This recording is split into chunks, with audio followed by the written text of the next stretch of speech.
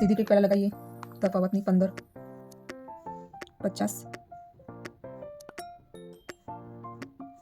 75 100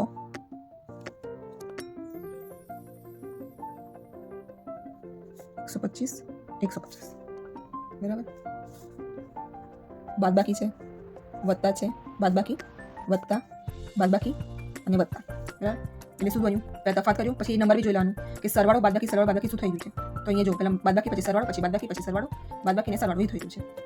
તો પાછળના જેટલા પણ નંબર જોશો પેટર્ન મળી રહી છે. અહીંયા શું થાય છે? 25 વત્તા, અહીંયા 25 વત્તા, બધા જે ડિફરન્સ જે નીકળ્યો છે અહીંયા